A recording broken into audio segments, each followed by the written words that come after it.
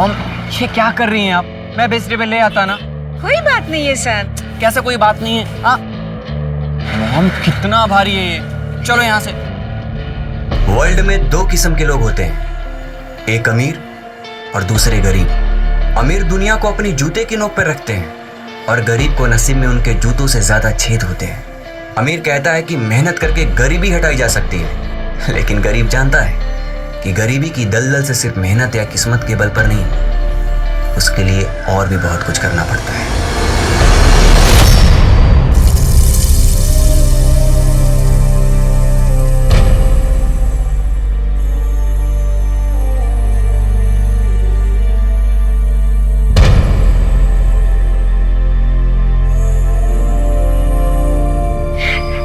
आज केविन होता तो मुझे कुछ काम करने नहीं देता।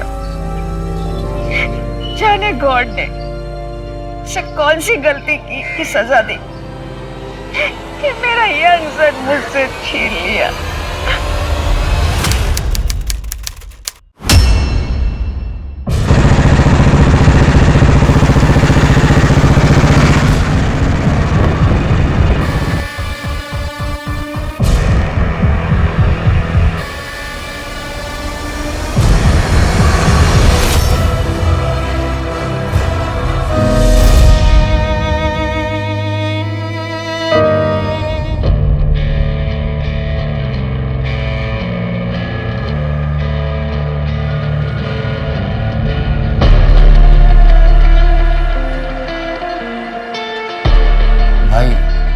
वो कॉलेज फी के लिए पैसे चाहिए थे। पैसे? पता है सिर्फ उड़ाने के लिए तुझे चाहिए होते हैं पैसे। पैसे नहीं है मेरे पास। खुद पे खर्च करने के लिए पैसे है? ये महंगे महंगे कपड़े, एक्सपेंसिव परफ्यूम, इनमें पैसा खर्च नहीं होता क्या? खुद कमाता हूं ना तो खुद खर्च करता हूं। जिस दिन कमाना ना अपने शौक पूरी कर लेना।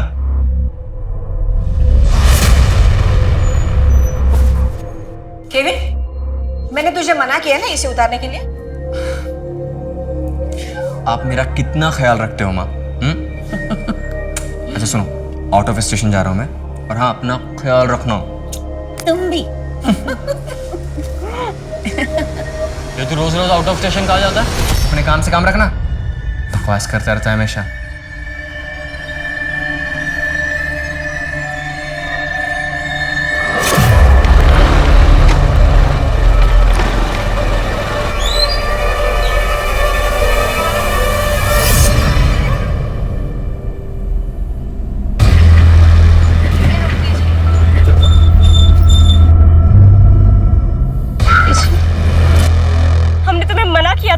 के लिए।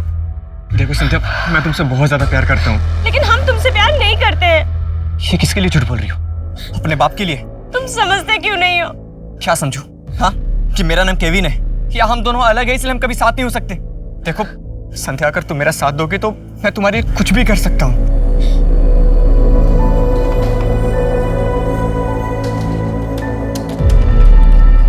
क्या बात है केविन, आजकल बहुत परेशान रहते हो यार। हाँ भाई, वो ऑफिस के काम ने जान ले रखी है। अरे तुम्हारी तो बड़ी धाक है अपने ऑफिस में, अगर हमारी भी नौकरी लगवा देते तो। ठीक है, मैं बात करता हूँ।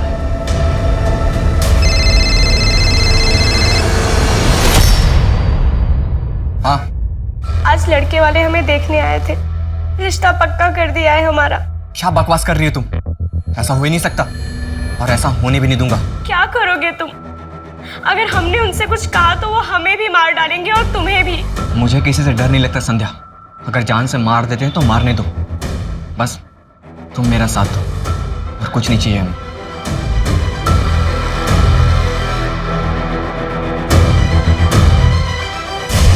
केविन डिसूजा, एक काम करो, इसके घर वालों को इन्फॉर्म करो और उन्हें बताओ कि इसका एक्सीडेंट हुआ है। ये तो किसी ट्रक के मार्क्स लग रहे हैं। एक काम करो, आसपास पता करो, शायद किसी ने एक्सीडेंट होते हुए देखा हो, और ये भी चेक करो कि आसपास कोई सीसीटीवी है या नहीं।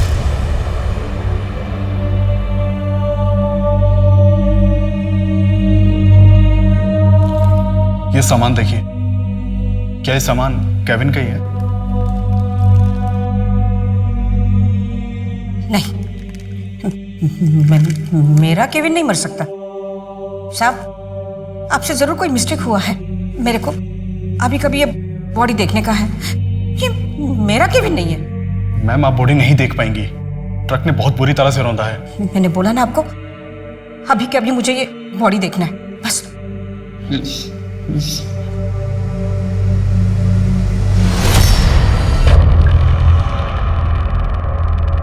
मॉम मॉम पकड़िए। मॉम, केविन की मौत को एक्सीडेंट मान लिया गया।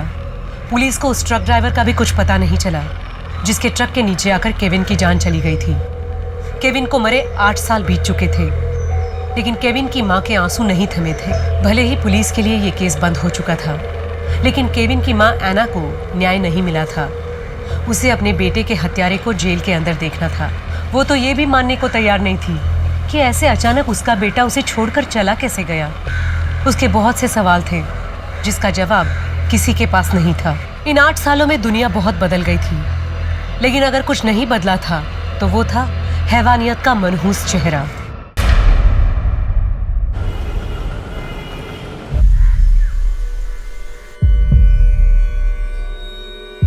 अभिमन्यु, हमने तुमसे कई बार तुम्हारी बेटी सलोनी के बारे में पूछा है, आज फिर पूछ रहे हैं। बताओ कैसे हुआ ये सब? अभिमन्यु, कुछ तो बोलो, हमें सलोनी के बारे में कुछ तो बताओ। साहब, साल भर हो गए पूछताछ कर रहे, कुछ बोलता ही नहीं।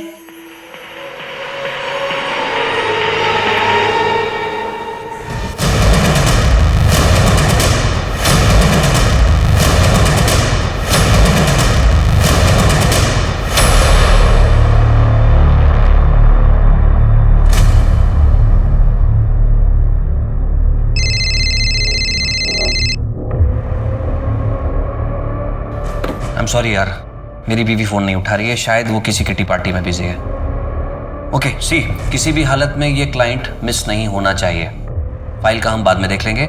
मिनिस्ट्री का एड कंपेयरिंग है, करोड़ों रुपए का अकाउंट ट्रांजैक्शन होने वाला है। सर, हम आपको डिसअपॉइंट नहीं करेंगे। मेघा, कितनी देर से तुम्हें कॉल कर रहा हूँ, फोन क्यों नहीं उठा रहे थे तुम? तुम्हें पता है कितनी इंपॉर्टेंट फाइल घर पे भूल गया था। तुम अच्छी तरह से जानते हो ना, मैं वीक में 3 दिन कोचिंग इंस्टीट्यूट में रहती हूँ, बच्चों को पढ़ा रही थी, नहीं ध्यान दिया, फोन साइलेंट पे था। वाह, कितना इंपॉर्टेंट काम था तुम्हारा, मेरे बिजनेस से भी ज्यादा। इस घर के लिए, रिया के लिए मैंने अपनी जॉब छोड़ी, वरना मैं आज तुमसे ज्यादा इंपॉर्टेंट काम कर रही होती। ये तुम अच्छी तरह से जानते हो। कोई महान काम नहीं किया तुमने, सिर्फ अपना घर संभाला है, और दुनिया की सारी औरतें अपना घर संभालती हैं, समझी तुम? मम्मी पापा प्लीज, मैं समझ गई हूँ कि आप लोगों ने मेरे लिए कितना सैक्रिफाइस किया है, तो अब आप प्लीज झगड़ा करना बंद कीजिए। मेरी एग्जाम्स है, मुझे पढ़ाई करनी है, डिस्टर्ब हो रहा है, प्लीज। देखा, कितनी बार कहा है तुमसे कि रिया के सामने झगड़ा मत किया करो, लेकिन प्रशांत तुम क्यों नहीं समझते हो? वो बच्ची है, उसके ऊपर कितना बुरा प्रभाव पड़ेगा।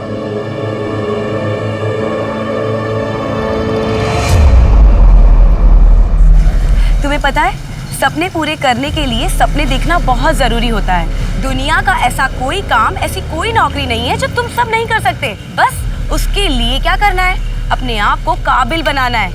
और काबिल बनने के लिए क्या करना होगा? पढ़ाई। बिल्कुल सही।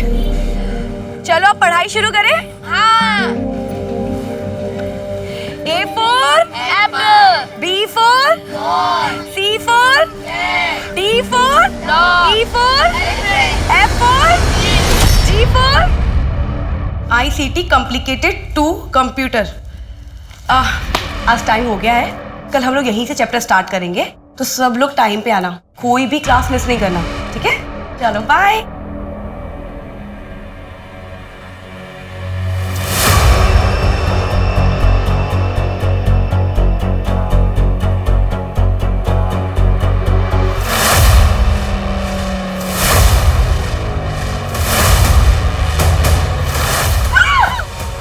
अभिमन्यु, कुछ तो बोलो, हमें सलोनी के बारे में कुछ तो बताओ।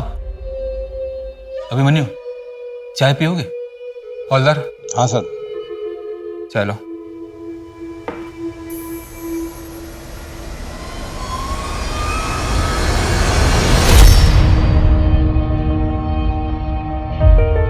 बेटा, तो ठीक तो है ना बेटा?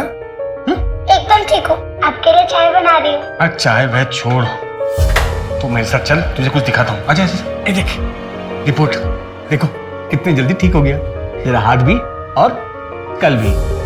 मैंने बताया था ना कि देख फ्रैक्चर को तो ठीक होना ही था, हाँ, पर जहां पर फ्रैक्चर हो ना बेटा वहां बिल्कुल रेस्ट देना चाहिए। बोन जब टूटते ना बेटा तो एक लिक्विड छोड़ते हैं, वो लिक्विड जैसे तुम कागज चिपकाने के लिए गम यूज करती हो, हाँ, वैसे ही लिक्विड वो क्या करते हैं, बोन्स को जोड़ देते हैं, समझी? थोड़ा थोड़ा। तू तो बड़ी समझदार है, तभी तो पापा की हर बात मानती है। देखना जब तुम बड़ी हो जाओगी ना तो वर्ल्ड की सबसे बड़ी साइंटिस्ट बनोगी। हाँ। तो नेक्स्ट टास्क करें बेटा? देखो अभिमन्यु, हम तुमसे बात करने आए, प्लीज हमें कोऑपरेट करो। नहीं यार, नहीं आ सकती, मम्मी अभी आने वाली है। कम डफर, घर में कोई नहीं है, घर खाली है और मैं भी कुछ देर के लिए अपनी आंटी के घर जा रही हूँ। तो फिर तू मुझे क्यों बुला रही है? क्योंकि यहाँ तेरा बॉयफ्रेंड कुणाल तेरा वेट कर रहा है। क्या? कुणाल वहाँ भी? तू ना मेरी बेस्ट फ्रेंड है। मैं अभी आती हूँ, ठीक है? सुन, हाँ? Use protection. हाँ, तू कुछ भी बात बोल। यू नेवर नो, जब दो लोग कमरे में बंद हो तो कुछ भी हो सकता है। फोन रख, मैं आ रही, बाय।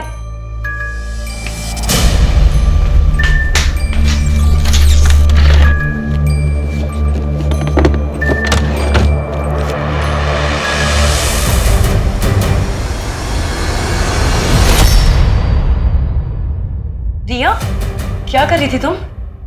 वो क्या है ये सब? क्या mummy, better safe than sorry ना। और वैसे भी आपको तो खुश होना चाहिए कि आपकी बेटी कितनी समझदार है, हर काम सावधानी से करती है। हाँ सब पूछो, सब ठीक हो जाएगा। आई हेट हर, नफरत करती हूँ मैं उनसे। मैं हूं ना, शांत। The number you have called is currently switched off. Please try again. I'm sorry, मुझे तुझे थप्पड़ नहीं मारना चाहिए था। तेरे लिए तेरी फेवरेट बिरयानी बनाई है, जल्दी से आ जा।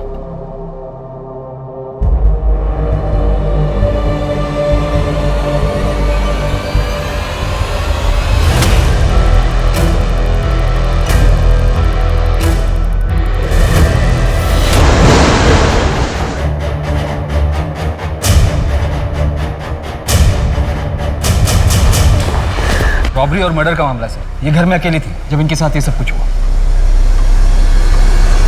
मल्टीपल स्टैबिंग से। ऑफिस का 2 लाख रुपए था कैश, मेघा के गहने, लैपटॉप, मोबाइल, सब कुछ। मेघा के गहनों की फोटो इनसे कलेक्ट करो और सारे ज्वेलर्स को सर्कुलेट कर दो। मेघा ने बताया था उसे चोट लगी है, बस इतना ही जानता हूँ। आपके अलावा इस घर में और कौन कौन रहता है? मैं, मेघा और मेरी बेटी रिया। कहाँ है आपकी बेटी? मैं काफी देर से उसे कॉल कर रहा हूँ सर, उसका भी फोन स्विच ऑफ आ रहा है। समझ में नहीं आ रहा क्या हो रहा है मेरे साथ।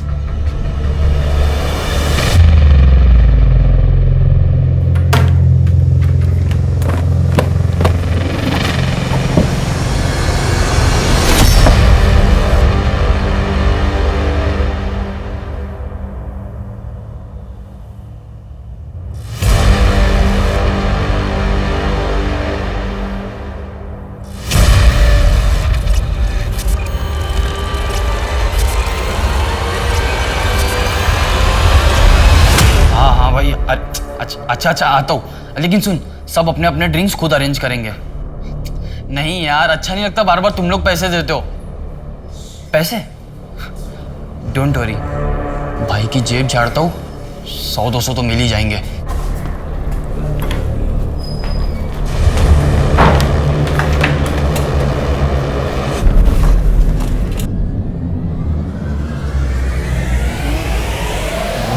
जेब में क्या घुसा रहता है तू? तेरे पास इतने पैसे कहाँ से है? तू तो एक नॉर्मल सा अकाउंटेंट है ना, 30,000 रुपए सैलरी है, तो फिर ये? अब मेरे पैसे हैं, कहीं से भी हैं, तेरे से क्या मतलब? मॉम, क्या हुआ एलेक्स? ये देखो।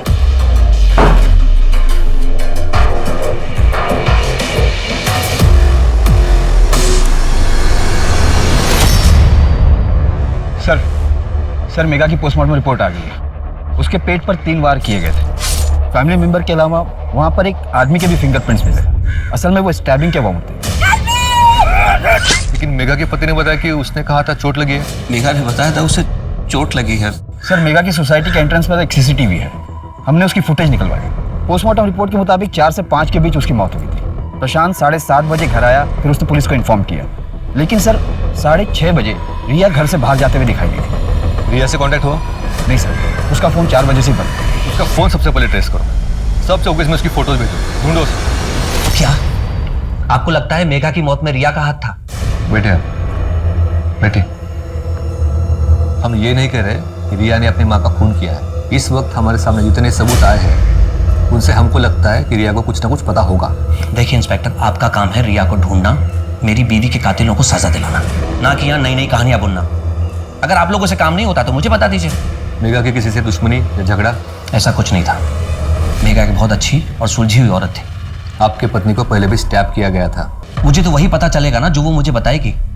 क्या मैं पट्टी खोल के चेक करता? देखिए, मेघा एक इंडिपेंडेंट औरत थी, एनजीओ में काम करती थी और सड़क के बच्चों को पढ़ाती थी। हो सकता है वो मुझे परेशान नहीं करना चाहती हो, इसीलिए नहीं बताया। कौन सा कोचिंग और इंस्टीट्यूट? मेघा हमारे एनजीओ में काम करती है, वो सड़क के बच्चों को पढ़ाती है। मेघा के ऊपर 1 हफ्ते पहले कुछ अटैक हुआ था, बताया था उसने आपको? अटैक? नहीं सर, उसने तो कहा था कि उसे चोट लगी है। मेघा और उसकी बेटी रिया, उनके रिलेशंस कैसे थे? रिया एक टीनेजर है और टीनेजर कहाँ अपनी माँ बाप की बातें सुनते हैं। मेघा की किसी से दुश्मनी या झगड़ा? नहीं सर। और प्रशांत के साथ मेघा के रिलेशंस कैसे थे? सर थोड़े प्रॉब्लम्स चल रहे थे। वैसे कुछ भी कहो, दुनिया की सारी प्रॉब्लम का एक ही सॉल्यूशन है, कड़क चाय।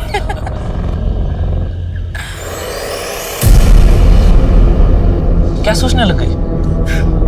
कुछ नहीं, फैमिली में इतनी प्रॉब्लम्स चल रही है ना, क्या बताऊं। मैंने तो प्रशांत से पहले ही कहा था कि शादी के बाद मैं जॉब नहीं छोड़ूंगी।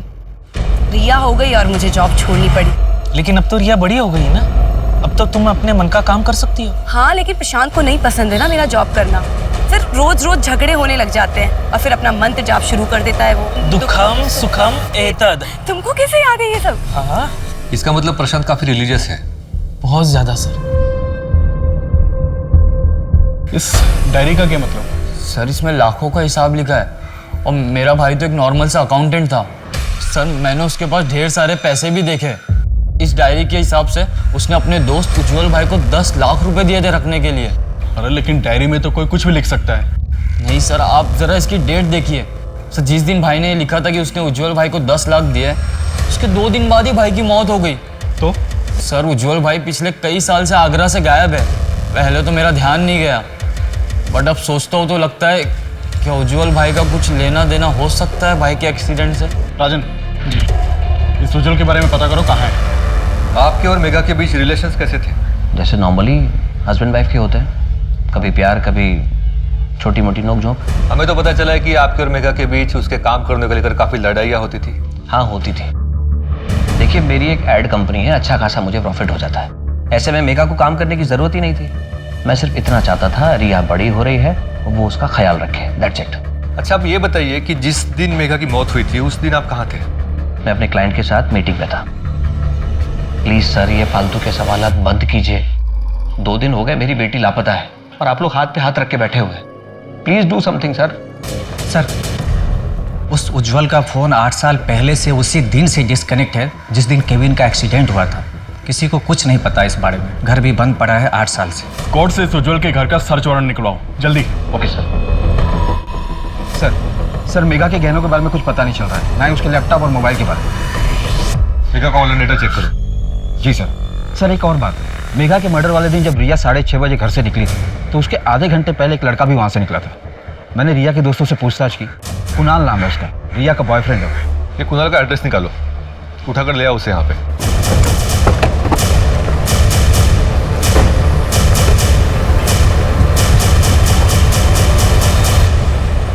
कुणाल यहीं रहता है? हाँ रहता तो यहीं पे है, लेकिन कुछ दिन पहले सामान पैक करके चला गया वो तो। ठीक है, थैंक यू। सर ये कुणाल भागा हुआ है।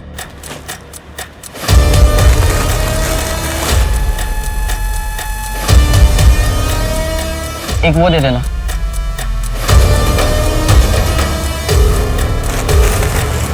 कितना?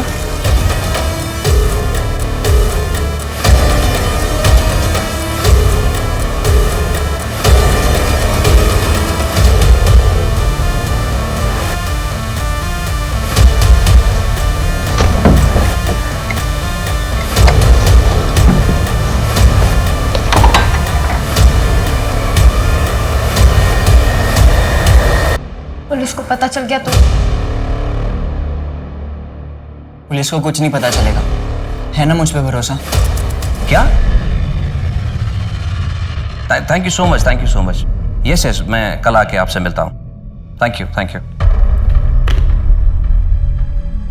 पता नहीं इस चीज़ को मैं कैसे सेलिब्रेट करूँ। फाइनली हमें मिनिस्ट्री का एड का कॉन्ट्रैक्ट मिल गया। आप तैयारी में लग जाओ। जी सर, मैं प्रोजेक्ट की तैयारी शुरू करता हूँ।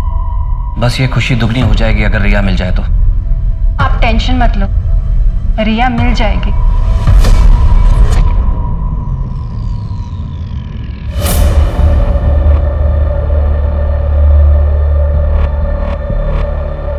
हाँ हाँ ठीक है, चलेगा। हाँ,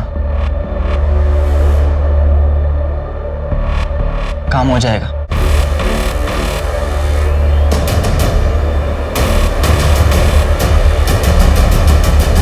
साहब, मेघा जहाँ सड़क के भिखारी बच्चों को पढ़ाने जाती थी ना, वो पक्का का इलाका है और वही उनसे भीख मंगवाने का धंधा करवाता है और इसके लिए कई बार मेघा का उससे झगड़ा भी हुआ है। तो मेघा के एनजीओ वाले दोस्त मनीष ने हमसे ये बात क्यों नहीं बताई? सर मैं डर गया था, अगर पक्या मेघा को नुकसान पहुंचा सकता है तो सर वो मुझे भी नुकसान पहुंचा सकता था। तेरा नाटक बंद नहीं हुआ अभी तक? ये तेरे को बातें समझ नहीं आती? कितनी बार बोला तेरे को? अगर मैं चाहूंगी ना तो तुम सबको पुलिस के हवाले कर दूंगी।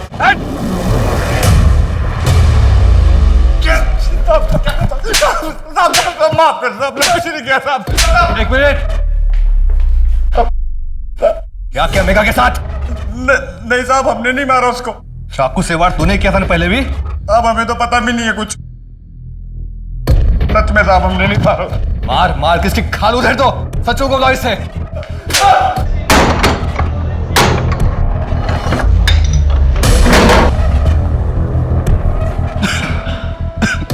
राजन चेक करो।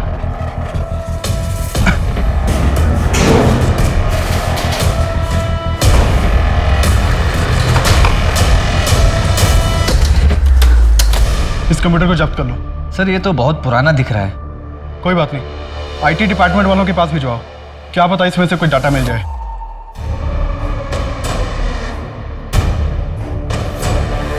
रिया का कुछ पता चला? नहीं सर प्रशांत ने बताया था कि मेघा के मर्डर वाले दिन वो एक क्लाइंट मीटिंग में गया था, लेकिन उसके मोबाइल की लास्ट लोकेशन के मुताबिक वो एक रेजिडेंशियल एरिया में गया था। एक रात पहले भी गया था। सर मैंने पता किया, प्रशांत की स्टाफ की एक लड़की रहती है वहाँ, संजना, और सर फ़ोन पर काफ़ी देर तक बातें भी होती हैं। सर उस उज्जवल के कंप्यूटर की रिपोर्ट आ गई है। उसके कंप्यूटर के जरिए केविन बहुत से लड़कियों से चैट करता था, जिसमें से बहुत से नंबर रेड लाइट एरिया के लड़कियों की है, वहाँ के पिम्प्स के भी। एक काम करो, इन सबको उठा के थाने लाओ। Okay sir. सर मैं आपसे पहले भी कह चुका हूँ कि उस रात मैं अपने क्लाइंट के घर मीटिंग में था। संजना के घर? वो भी एक रात पहले से? लेकिन आपने तो वहाँ पे बहुत सारी रातें गुजारी है ना? मिनिस्ट्री की कंपेनिंग का काम चल रहा है, अक्सर देर तो होती है, बस मैं वहाँ रुक जाता था। प्रशांत मेरे बॉस हैं और कुछ नहीं सर। हम मुंबई में रहने वाले लोग हैं, इतने ब्रॉड माइंडेड तो होंगे ही। आपको क्या लगता है प्रशांत जी, हमको समझ नहीं आता कि पूरी पूरी रात अकेले में किस तरह के काम कर सकते हैं। देखो संजना, हम मेघा के मर्डर केस को इन्वेस्टिगेट कर रहे हैं। अगर झूठ बोलोगी तो फंसोगी। बेहतर होगा कि सब कुछ सच सच बता दो। हमारा अफेयर चल रहा था। मेरा अफेयर चल रहा है संजना के साथ, और ना सिर्फ संजना के साथ बल्कि और भी लड़कियों के साथ। मेघा को सब पता था। मेघा ने मुझे बताया था प्रशांत का बाहर लड़कियों के साथ अफेयर चल रहा था। मनीष, मेरी शादी टूट रही है। वहाँ प्रशांत के अफेयर्स चल रहे हैं। एक नहीं, दो दो तीन तीन अफेयर्स चल रहे हैं। ये सब जानने के बाद भी मैंने अपनी आंखें बंद कर रखी है, सिर्फ अपनी बेटी रिया के लिए। कुछ समझ में नहीं आ रहा मुझे कि मैं क्या करूं। तुझे बातें छुपाने की आदत है क्या? हाँ, पहले पका के छुपाया तूने, प्रशांत के अफेयर्स के बारे में छुपाया? नहीं सर, बल्कि ये चीज मुझे बहुत नॉर्मल लगी। काफी शादीशुदा मर्दों के बाहर अफेयर्स चलते रहते हैं। बाकी मर्दों का छोड़, तेरा बता। कहीं तेरे दिल में तो मेघा के लिए सॉफ्ट कॉर्नर नहीं था ना? नहीं सर, बिल्कुल नहीं। मेघा मेरी एक अच्छी दोस्त थी।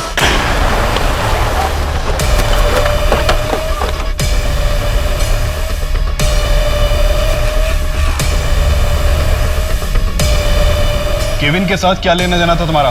कैसे जानते हो उसे? सच सच बताओ, नहीं तो पिटाई करवाऊंगा। सर केविन लड़कियों को बेचने का काम करता था। हाँ साहब, वो पहले लड़कियों को अपने प्यार के जाल में फंसाता था और फिर उन्हें भगाकर रेड लाइट एरिया में ले जाकर बेच देता था। मुझे भी भगाकर लाया था। हमारे यहाँ पे उधारी चलती थी, इसीलिए पीछे पड़ा रहता था वो। उज्जवल को जानते हो तुम लोग? नहीं, हम नहीं जानते सर। सर हम मेघा का ऑनलाइन डेटा चेक कर रहे थे, उसमें से एक वीडियो मिला है, मोबाइल से शूट किया गया सर।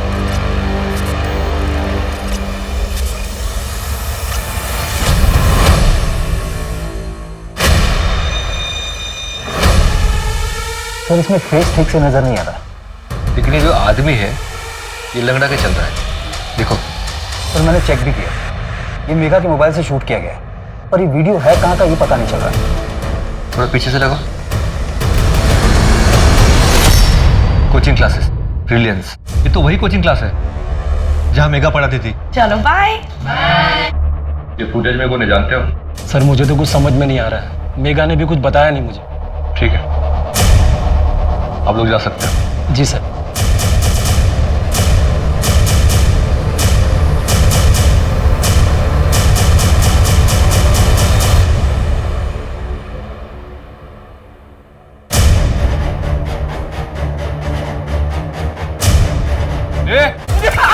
सर मैंने कुछ नहीं किया सर, पाप कर। मेघा ने तुम्हारी वीडियो निकाली तो उसे जान से मार दिया? मैंने कुछ नहीं किया सर। मेघा पे अटैक तूने किया था ना? गलती होगी सर।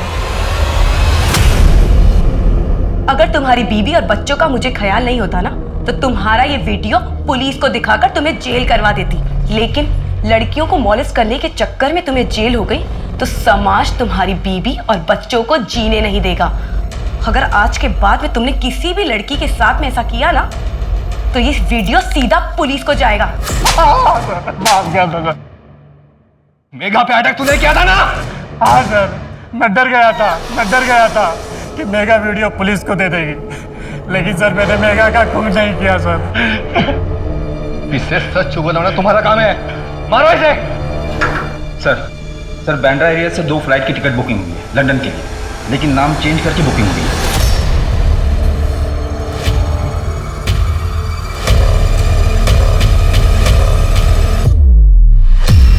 ये लो पासपोर्ट, मैं टैक्सी लेकर आता हूँ। जल्दी।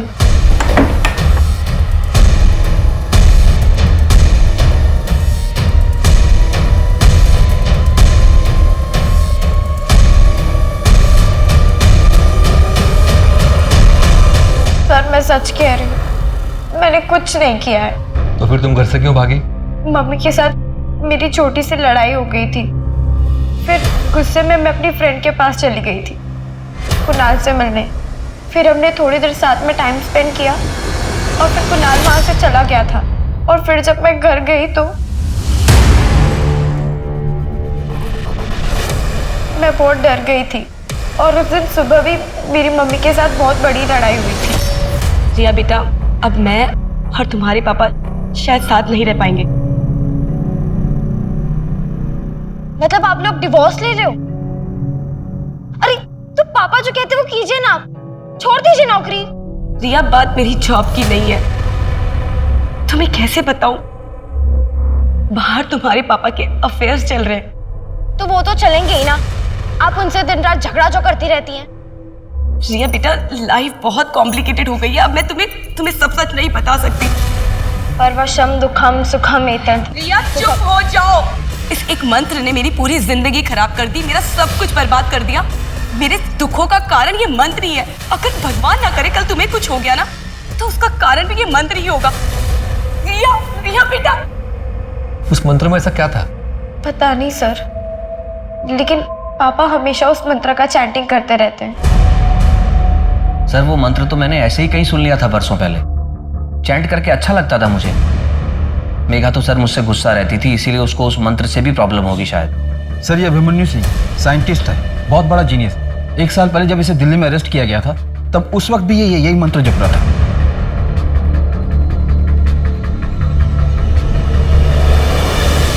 पुलिस मेघा के केस से जुड़े सारे पहलू पर अपनी तहकीकात कर रही थी, लेकिन अब जो चीज उनके सामने आई थी उसके ऊपर विश्वास कर पाना और उसे कड़ी समझकर असली गुत्थी तक पहुंचने की कोशिश करना उनके लिए मुश्किल था। लेकिन कई बार बारीक धागा ही मुश्किल से मुश्किल गांठ खोल देता है। लेकिन अभिमन्यु से मिलकर भी उन्हें कोई सफलता हासिल नहीं हुई, क्योंकि अभिमन्यु कुछ भी बोलने के लिए तैयार ही नहीं था। वहां दूसरी तरफ केविन के केस में नए पहलू तो सामने आए, लेकिन पुलिस उसके मौत के राज को सुलझा नहीं पाई। अब देखना यह था कि क्या पुलिस मेघा, अभिमन्यु और केविन के केसेस सुलझा पाती है, या बहुत से केसेस की तरह ये केसेस भी कोल्ड केसेस की फाइल्स में दबकर रह जाएंगे। अभिमन्यु सलोनी के साथ क्या हुआ था? उस मंत्र का और सलोनी का क्या कनेक्शन है? अभिमन्यु, हम तुमसे कुछ पूछ रहे हैं, बताओ हमको। सलोनी के साथ क्या हुआ था? ये देखो देखो, बात समझ नहीं आती? हम पूछ रहे इतनी देर से, बताओ ना, सलोनी के साथ क्या हुआ था?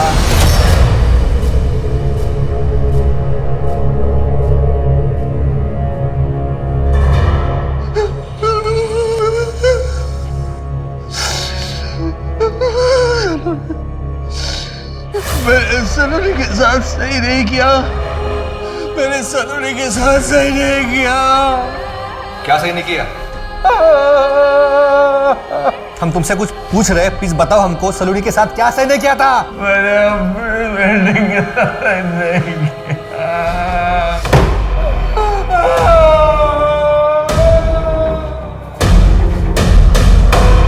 सर, सलोनी के साथ सेक्सुअल असॉल्ट। उस मंत्र में कुछ तो है। सर उस मंत्र का पता चल गया है। अभिमन्यु और प्रशांत दोनों का ही कनेक्शन इस एक आदमी के साथ है, और वो मंत्र इसी आदमी पर। ये तो इंडिया के बहुत ही फेमस बाबा। मनुष्य को अपने चेतन मन से कहीं ज्यादा अपने अवचेतन मन की बात माननी चाहिए, लेकिन साथ ही साथ ग्लानि भी महसूस हो तो वो काम उचित नहीं होता। बाबा, मुझे आपसे अलग से मिलना है, मुझे आपसे बात करनी है। अवश्य। बाबा, मेरे दोस्त मेरा मजाक उड़ाते हैं क्योंकि मैं गे हूं। मनुष्य को हर उस चीज से तकलीफ होती है जो अलग हो। अगर तुम्हें तुम्हारे पुरुषों की तरफ आकर्षित होने से कोई आपत्ति नहीं तो तुम्हें उस चीज के बारे में सोचने की कोई जरूरत भी नहीं। लेकिन बाबा, मुझे एक नॉर्मल लाइफ चाहिए, गे बनकर नहीं रहना मुझे। धरती, अग्नि, जल, वायु, आकाश, इन तत्वों से ही इंसान की उत्पत्ति हुई है, और मनुष्य की हर समस्या का समाधान इनमें ही है। तुम हमारे आश्रम आ जाना, क्योंकि तुम्हारे ऊपर स्त्री दोष है। और हाँ, अपने साथ किसी छोटी कन्या को भी ले आना। आगे क्या करना है ये हम बताते हैं। सर, इस बाबा का नाम उज्जवल है, आगरा का रहने वाला है। अलग अलग शहरों में करीब 16 सेंटर्स हैं, लाखों फॉलोअर्स। ऑनलाइन भी लोगों को कांटेक्ट करता है। एक्टर, मिनिस्टर, सीनियर ऑफिसर्स सब इसके भक्त। एक काम करो, तुम आगरा निकलो, वहां जाकर पता करो, शायद कुछ मिल जाए।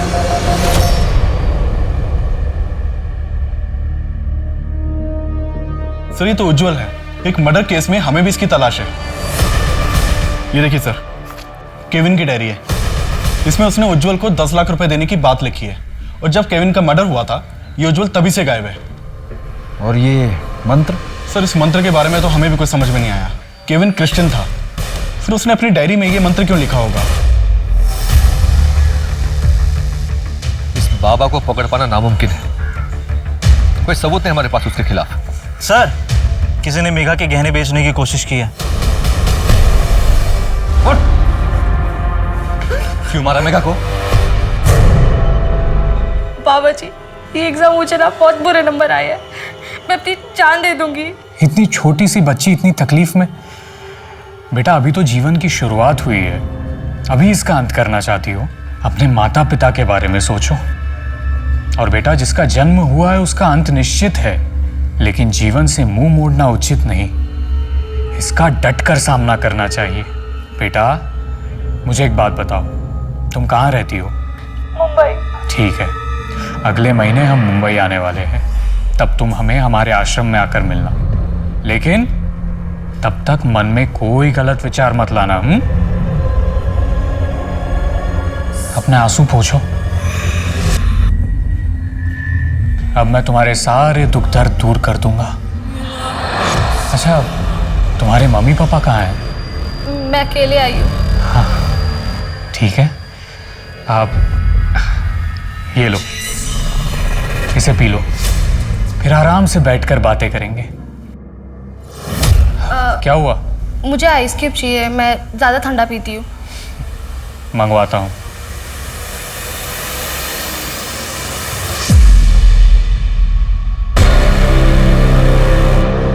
ये क्या? मैंने तो तुम्हारे लिए आइस क्यूब मंगवाए थे। नहीं, अच्छा हो रहा था ऐसे भी ये। कैसा लग रहा है?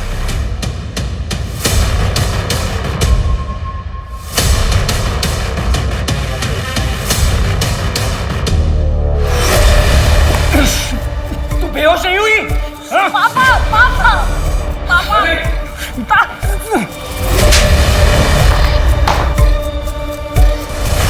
अभिमन्यु और प्रशांत को हमने अरेस्ट कर लिया है। उससे बात करना मुश्किल था, लेकिन आखिर में उसने बोल ही दिया। 2 साल पहले मेरी बेबी मर गई थी। ये बाबा ने बोला कि मैं अपनी बेटी की मदद से अपनी मरी हुई बेबी को जिंदा कर सकता हूँ।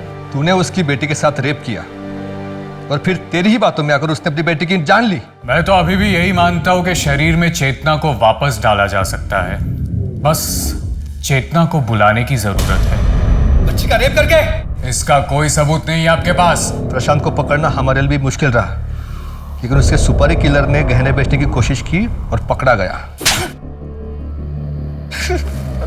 सर मेरी गलती नहीं सर। बाबा ने कहा था अगर बिजनेस में तरक्की चाहिए तो मुझे अपनी बेटी को उनके आश्रम में दान करना होगा।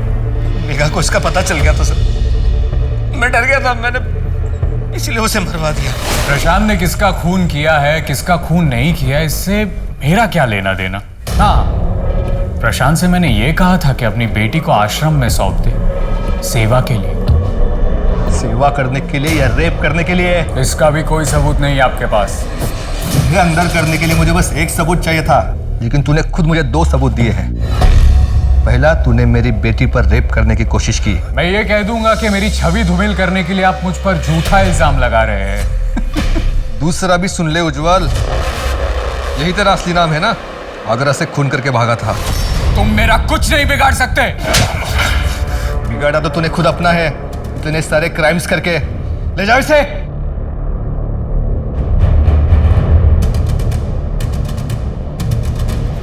कहते हैं ज्ञान से बड़ा कोई दोस्त नहीं और अज्ञानता से बड़ा कोई दुश्मन नहीं होता। किसी पर विश्वास करना गलत नहीं है, लेकिन उसकी बातों में आकर कोई अपराध करना बहुत गलत है। आज जैसे जैसे विकसित टेक्नोलॉजी की वजह से हम आधुनिक दुनिया को गले लगा रहे हैं, अपराध के लिए अवगत हो रहे हैं, वैसे वैसे ही अपराधी भी अपनी पहुंच बढ़ा रहे हैं। पहले जहां कुछ ढोंगी बाबा सड़कों पर बैठकर लोगों को आस्था के नाम पर ठगते थे, वही आज उन लोगों ने बदलती दुनिया के साथ अपने अपराध के तरीके भी बदल लिए हैं। आज वो इंटरनेट के माध्यम से लोगों को अपना निशाना बनाते हैं। इन अपराधियों को समझ में आ गया है कि जितना बड़ा दिखावा ये करेंगे, उतनी ही आसानी से लोग इनकी बातों में आएंगे। उज्जवल या सिद्धि बाबा को पकड़ पाना नामुमकिन था, लेकिन पुलिस ने बहुत मुश्किलों के साथ आखिर उसे रंगे हाथ पकड़ ही लिया। मेघा और सलोनी की मौत की गुत्थी सुलझी, उन्हें न्याय मिला और केविन, उसका सच जब अपनी माँ के सामने आया तो केविन अपनी माँ की नजरों से हमेशा के लिए गिर गया। एक ना एक दिन तो हम सबको मरना है, लेकिन जाने के पहले कोई ऐसा काम ना करें कि मरने के बाद लोगों को आपकी जिंदगी पर अफसोस हो। और जाते जाते मैं यही कहूंगी कि आज जहां पहले से ज्यादा सुख सुविधा है, वहीं पहले से ज्यादा सतर्क रहने की भी जरूरत है। किसी पर अंधा विश्वास या सामाजिक अंधविश्वास दोनों अपराध की जननी होते हैं। अगर जिंदगी को खुलकर और सावधानी से जीना है तो उसकी पहली शर्त है कि जीवन की डोर आपके अपने हाथ में हो। वाह काव्या दीदी, कितना सुंदर घर है ये, है ना? मेरा तो सपना है कि ऐसा मेरा सेम घर हो, जहाँ पे मैं रोज पेंटिंग करूं और शाम के टाइम गार्डन में मैं जाके वहाँ पे साइकिलिंग। राइट दीदी? उदय, काव्या, क्या है बेटा? रात के 11 बज गए हैं। अब तुम दोनों सो जाओ, वरना कल सुबह स्कूल जाने के लिए नखरे करोगे।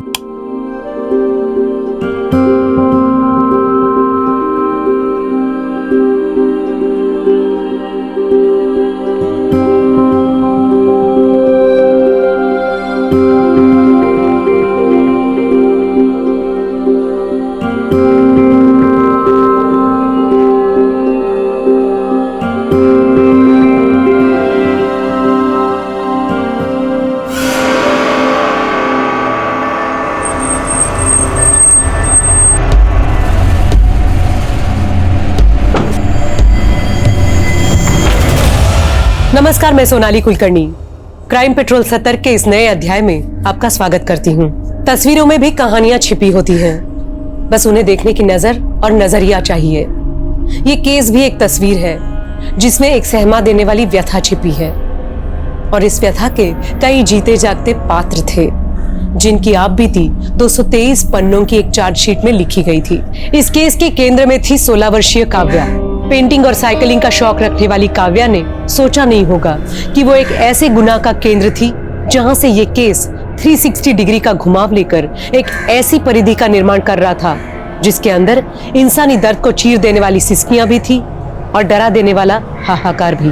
कहते हैं इंसान के शरीर में जितने रोम होते हैं, पूरे जीवन काल में उसके मन में उतनी ही संख्या के कई ख्याल जन्म लेते हैं और इस केस को जन्म देने वाला भी एक ख्याल था, एक ऐसा विकृत ख्याल जो हिंदुस्तान की क्राइम हिस्ट्री का काला धब्बा बन गया। मैं कोई बहाना नहीं सुनूंगी काव्या, चल उठ, स्कूल तो जाना ही पड़ेगा। मम्मी सच में पेट में बहुत दर्द हो रहा है। काव्या तेरे बहाने नहीं खत्म होते, चल उठ बेटा। हाँ सच बोल रही हूँ, विंची दादा की कसम। विंची दादा? ये कौन है? माँ Leonardo da Vinci, the famous painter जिन्होंने मोनालिसा बनाई थी। वाह बेटा वाह, और तू अपनी माँ को बना।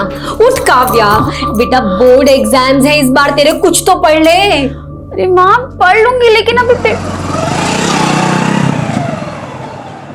पापा आ गए। अरे तू काव्या सुन बेटा।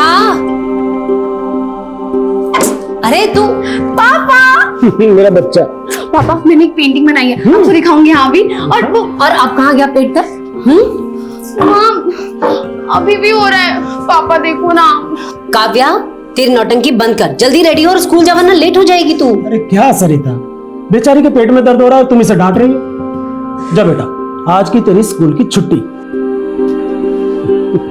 बिगाड़ो और बिगाड़ो बेटी को। एग्जाम में इतने बड़े बड़े अंडे मिलेंगे ना तो मुझे मत कहना। अरे कुछ नहीं होगा। माँ अगर दीदी स्कूल ना जाए तो मैं भी छुट्टी कर दूं? हाँ हाँ क्यों नहीं। जल्दी यूनिफॉर्म पहनो, रेडी हो, तेरी स्कूल बस आ रही है। सरिता मुझे 1 घंटे में निकलना है। हाँ तुम जरा चाय रख दो। अरे ये क्या बात हुई, और आप अपनी हेल्थ का बिल्कुल ध्यान नहीं रख रहे हैं आजकल। इतना नाइट शिफ्ट क्यों कर रहे हैं आप? क्या करूं, दूसरा यूनिट जो शुरू हो रहा है, मैं भी नहा कर आता हूँ। हाँ 1 मिनट, आप ग्रीन चेक शर्ट पहन के गए थे ना, फिर ये? हाँ वो नाइट ड्यूटी लगने वाली थी ना, तो मुझे अंदाजा था, इसलिए एक एक्स्ट्रा शर्ट साथ ले गया था। नहा कर आता हूँ। हाँ इनकी गंदी शर्ट ना पैक में ही होगी, धोने में डाल देती हूँ।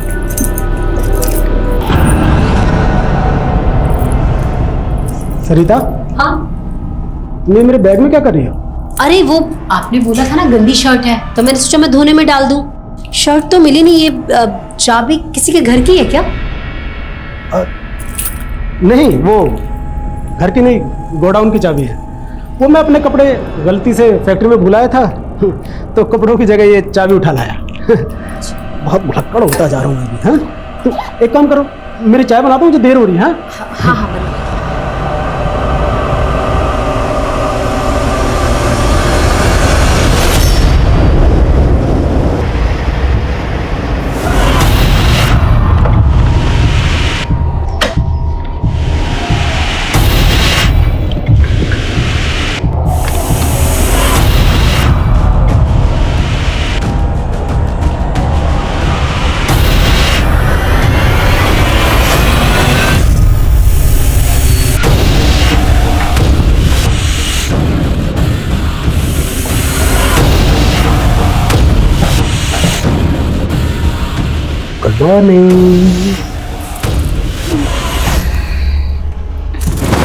कहाँ चलने गए थे तुम? घर गया था। घर गए थे तुम? मैंने तुमसे कहा था ना कि अगर मुझसे रिश्ता रखना है तो अपने घर से रिश्ता तोड़ना पड़ेगा तुम्हें। सुनीता तुम समझने की कोशिश करो, ये इतना आसान नहीं है। देखो तुम्हें अपनी वाइफ को डिवोर्स देना पड़ेगा, नहीं तो मैं उसको जाके सब सच सच बता दूंगी। सुबह आ गई मैं।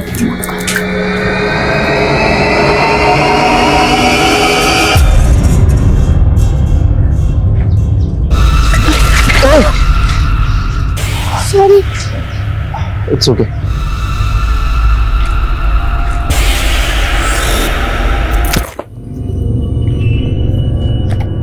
काव्या, चले बाल्टी उठा और अंदर लेके जा, मैं उदय को लेने जा रही हूँ। माँ मैं ले आती हूँ ना उदय को, और वो रिया से भी पूछ लूंगी कि स्कूल में क्या पढ़ाया है। अच्छा चल ठीक है, फिर तू ही चली जा। जा और सुन, हाँ? उदय को लेके सीधा घर आना, कहीं भटकने की जरूरत नहीं है। हाँ माँ।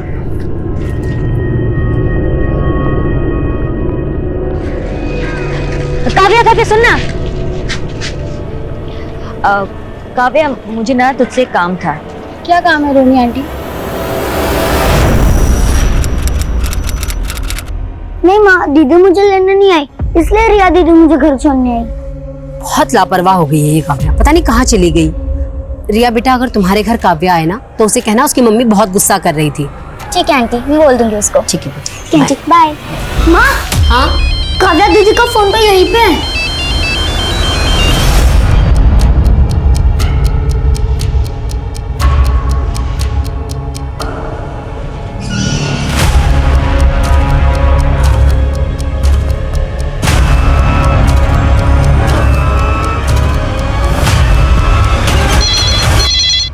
हेलो। हाँ हेलो, हाँ जी, मैं मयूर की वाइफ बोल रही हूँ, मेरी उनसे बात करा दीजिए प्लीज। सरिता जी, मयूर ने 2 दिन की छुट्टी ली थी और पिछले 2 दिन से वो फैक्ट्री नहीं आया है। 2 दिन से नहीं आया?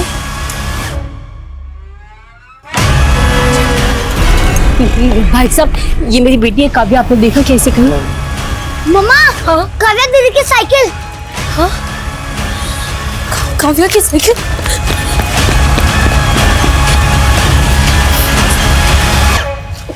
भाई साहब सुनिए ना, ये मेरी बेटी है काव्या, 15-16 साल की है, ये उसकी साइकिल, आपने देखा क्या?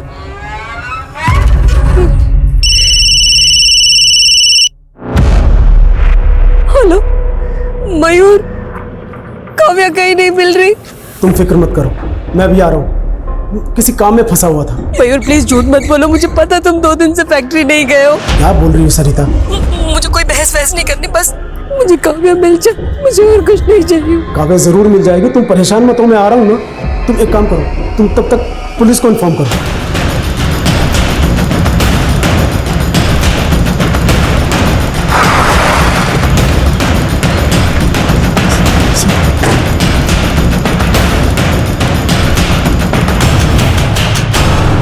मेरी बेटी काव्या अपने भाई उदय को पिक करने के लिए निकली थी, ये उसकी साइकिल है।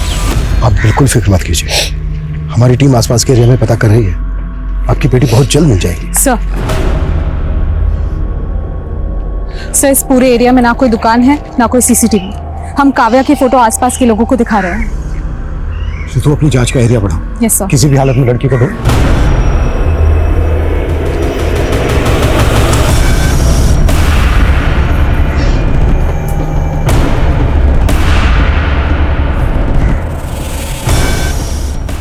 इस्माइल, काव्या को अगवा किया गया है। तो पूरा एरिया छान मारो, दिन दहाड़े ऐसी कोई लड़की गायब नहीं हो सकती। एक आदमी को काव्या का फोटो दिखाओ, किसी ने किसने काव्या को जरूर देखा होगा। Yes sir.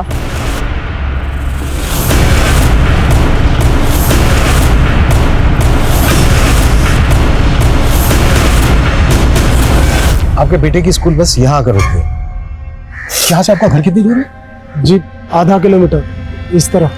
आपका घर है यहाँ से 0.5 किलोमीटर दूर इस तरफ, और काव्या घर से यहाँ आने के लिए निकली, जबकि काव्या की साइकिल मिली हमें मकराना रोड पर, जो यहाँ से 700 मीटर दूर। सर, वो हमारे घर से ना एक रास्ता मकराना रोड की तरफ भी निकलता है, जो सीधा फिर यहीं आता है। काव्या ने यहाँ आने के लिए इतना लंबा रास्ता क्यों लिया होगा? क्या मकराना रोड पे काव्या का कोई जानने वाला रहता है जहाँ वो जाने वाली है? जी नहीं, काव्या को साइकिलिंग का शौक है, हो सकता है इस वजह से उसने वो लंबा रास्ता लिया हो। क्या काव्या का कोई बॉयफ्रेंड है? नहीं सर, वो तो बस 16 साल की छोटी बच्ची है। हाँ, लेकिन क्या है कि आजकल की जनरेशन। anyway, हमने काव्या का फोन अनलॉक होने के लिए दिया, शायद उससे कुछ पता चला। सरिता जी, आपने हमें बताया था कि काव्या हमेशा स्कूल ना जाने के लिए बहाने ढूंढती थी, तो क्या स्कूल में उसे कोई प्रॉब्लम थी? नहीं, ऐसा तो उसने न कभी कुछ कहा न बताया। आपकी किसी के साथ दुश्मनी, अनबन या धमकी दी हो किसी ने आपको? जी नहीं, बिल्कुल भी नहीं। हमें लगता है बहुत जल्दी आप लोगों को फिरौती के लिए कॉल है। जैसे ही कॉल आए प्लीज हमें बताइए। मैंने काव्या को रोहिणी दीदी के साथ आज दोपहर में देखा था, दोनों आपस में कुछ बातें कर रहे थे। कहाँ रहती है रोहिणी?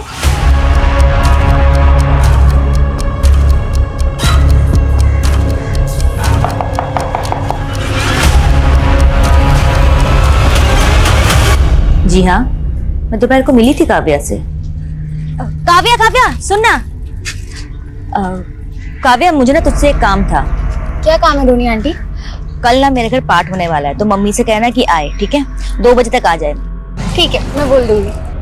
काव्या की माँ उसे जगह जगह ढूंढ रही थी, आपने उन्हें बताया क्यों नहीं कि आप मिली थी काव्या से? मैं पूजा में मग्न थी, और एक बार पूजा में ध्यान लग जाता है तो फिर मेरा कहीं ध्यान नहीं लगता। अब मैं जाऊं? मेरी पूजा अधूरी है। जी।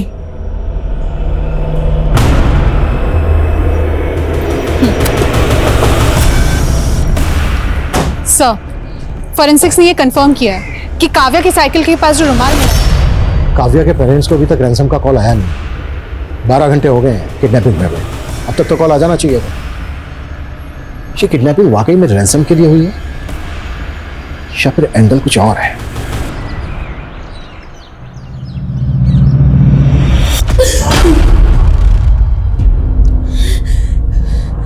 काव्या नहीं है। सुनो, ये काव्या नहीं है, ठीक है? ये काव्या नहीं है। किसी को भी ऐसे लटा के मत बोलोगे, ये हमारी बच्ची तो हम नहीं मानेंगे। ये काव्या नहीं, ये काव्या नहीं। संभालिए अपने। ये अरे ये काव्या ही नहीं है इसमें। चलिए, ये काव्या नहीं है भाई, और मेरी बात शांत हो जाइए, शांत हो जाइए। मेहर जी, ये जली हुई बॉडी हमें उसी एरिया के पास मिली जहां पर काव्या की साइकिल मिली थी। वैसे तो बॉडी 99% जल चुकी है, लेकिन राइट हैंड का कुछ हिस्सा जला नहीं, और उस पर एक मार्क है। काव्या के कलाई पे भी निशान था। तो क्या ये काव्या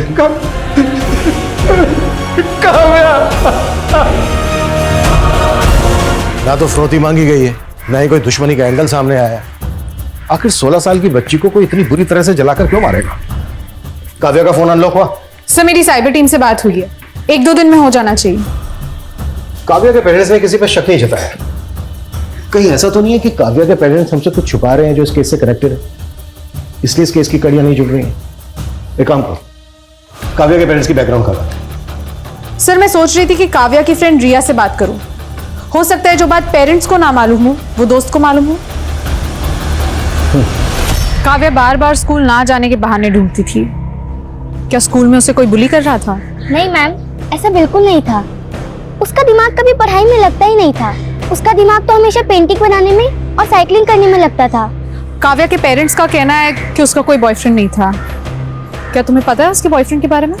मेरे हिसाब से काव्या का कोई बॉयफ्रेंड नहीं था। गुड्डू, इधर आ।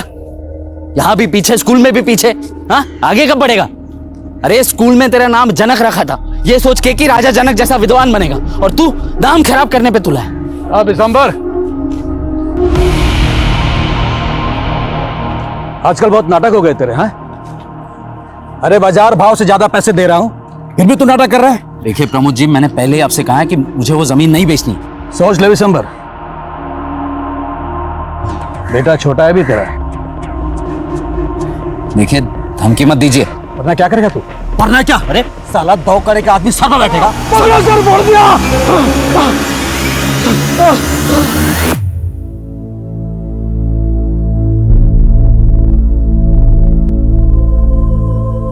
माँ, दीदी ने आधा घंटे से खड़ा कर रखा है, कहती है तेरा स्केच बनाऊंगी, और देखो क्या बना दिया। माँ, माँ, अब दीदी वापस कभी भी नहीं आएगी। बोलो ना माँ, चुप क्यों हो?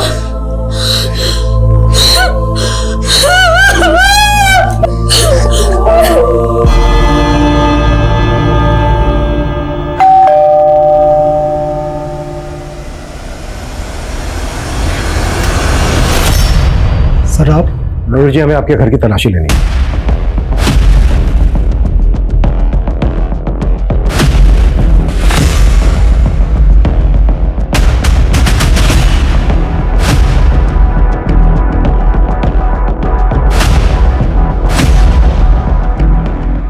ये पेंटिंग काव्या ने खुद बनाई थी?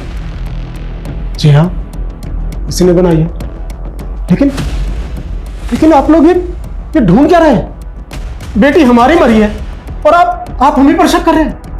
ये मयूर जी, हम आप पर शक नहीं कर रहे हैं। हमें बस एक क्लू की तलाश है जिससे ये पता चल सके कि काव्या के साथ जो हुआ वो क्यों हुआ। यही सवाल तो मुझे खाए जा रहा है। मेरी और सरिता की किसी से ऐसी कोई दुश्मनी नहीं है कि कोई हमारी बेटी को मार दे। मरी नहीं है मेरी बेटी, मेरी बेटी मरी नहीं है। मेरी काव्या जिंदा है, वो जिंदा है। सर, मैंने काव्या के स्कूल में पूछताछ की। काव्या की किसी के साथ कोई प्रॉब्लम हो ऐसा कुछ सामने नहीं आया। लेकिन सर, मैंने काव्या की पड़ोसी रोहिणी का बैकग्राउंड चेक किया। काफी कर्मकांड वाली औरत है। बच्चा नहीं हो पाया इस बात का काफी मलाल है उसे। और सर, रोहिणी का एक मुंह बोला भाई है सर्वेश, जो एक सन्यासी है।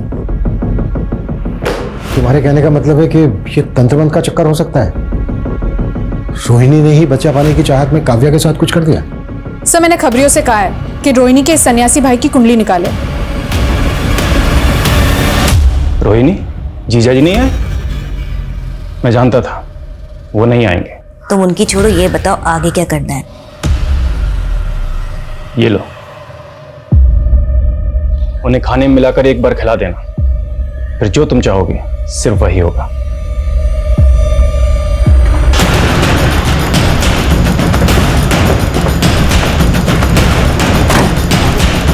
पीछे हटो, पीछे हो जाओ, चलो पीछे हो जाओ, पीछे हो जाओ, चलो हटो। इस लड़की के भी रेड हैंड की कलाई पर मार्क है। सर। विमल सर, बॉडी को पोस्टमार्टम के लिए भेजो। सर, उस जली हुई लाश की फोरेंसिक रिपोर्ट आना बाकी है, लेकिन डॉक्टर ने मुझे अभी अभी कंफर्म किया कि वो लाश किसी 25 से 26 साल की ग्रोन अप लड़की की थी। 25 से 26 साल की लड़की की थी, लेकिन काव्या तो सिर्फ 16 साल की थी। तो क्या मयूर से गलती हुई? या फिर मयूर ने जानबूझकर गलत शिनाख्त की? इस लड़की के रेड हैंड की कलाई पर भी एक मार्क है। कहीं यही तो काव्या नहीं है? पहले आपसे पहचानने में भूल हुई थी।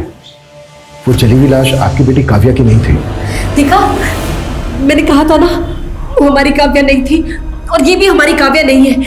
ये अपना काम ही नहीं करना चाहते, हमसे अपना पल्ला छुड़ाना चाहते हैं ये। Sarita ji, I am very sorry, but इस बार जो हमें लाश मिली है उसकी कद काठी और उम्र काव्या से बिल्कुल मैच करती है, और इसके दाहिने हाथ की कलाई पर भी एक निशान है। प्लीज आप लोग वो निशान देख लीजिए। ये मेरी बेटी नहीं है। नहीं, आप परेशान कर रहे हैं, हमें जानबूझ कर परेशान कर रहे हैं। मेरी बेटी नहीं है। चलो चलो सरिता, ये हमारी बेटी नहीं है, चलो। एक जली हुई लाश, एक सरकटी लाश और एक गंभीर सवाल। काव्या को वाकई मार दिया? इस केस को भटकाने की चाल थी। काव्या अब भी उसकी माँ और भाई की उम्मीदों में जिंदा थी।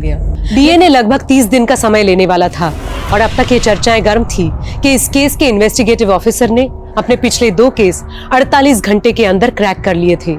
लेकिन क्या इस केस में 48 दिन या 48 महीने भी काफी थे? पुलिस ने किडनैपिंग, रंजिश, ऑनर किलिंग और तंत्र से जुड़ी कई थ्योरीज बनाई थी, लेकिन इस केस की जड़ से एक विशालकाय पेड़ पनप रहा था, जिसके गुनाह की गर्म छाया सारा माहौल गर्म करने वाली थी। इस इलाके की 3000 युवाओं की नौकरी से जुड़ा हुआ है ये मामला। 3000 लोग, यानी कि 3000 परिवार। अब सवाल ये उठता है कि क्या हमारे नेता धर्म और जात की राजनीति को छोड़ के इस अहम मुद्दे पर बात करेंगे? रोजगार जैसे शायद नहीं करेंगे। मैं दुष्यंत, कैमरामैन सुभाष के साथ अब तक। दुष्यंत, ये क्या फीके फीके न्यूज देते रहते हो यार, थोड़ा तड़का लगाओ ना। सोनाली, मैं जर्नलिस्ट हूं, मैं बावर्ची नहीं हूं। एंड बाय द वे, ये जयदत्त ग्रुप ऑफ हॉस्पिटल की फाइल है, देख लो। खेड़ापुर के गांव के लोगों का ऑपरेशन किया गया, उनके ऑर्गन्स निकाले गए, उनको डराया धमकाया गया। It's a serious matter Sonali. Dushyant, news serious नहीं, सेंसेशनल होना चाहिए। और वैसे भी क्या फर्क पड़ता है यार, छोटे से गांव में क्या हुआ? फर्क पड़ता है। हम लोग इस प्रोफेशन में इसलिए आए थे ना, ताकि मेन स्ट्रीम मीडिया में वो मुद्दे हम दिखाएंगे जो अब तक नहीं दिखाए जा रहे थे। Sorry Dushyant, as a wife मैं तुम्हें सपोर्ट करती हूँ, लेकिन एडिटर के नाते मैं ये स्टोरी अलाउ नहीं कर सकती। वैसे ही बहुत मानहानि के दावे हैं हमारे खिलाफ। I can't take the risk, please understand. हम लोगों की सोच बहुत अलग है एक्चुअली। तुम ना सिर्फ शोर मचाना चाहती हो, लेकिन मैं सच दिखाना चाहता हूँ। सोनाली, हम हस्बैंड वाइफ है ठीक है, लेकिन मुझे लगता है मैं तुम्हारे साथ अब काम नहीं कर पाऊंगा। I think I should leave this channel now. Enough. Dushyant, नहीं यार, बस सोनाली हो गया अभी। इतना सीरियस क्यों हो रहे हो यार? Just relax.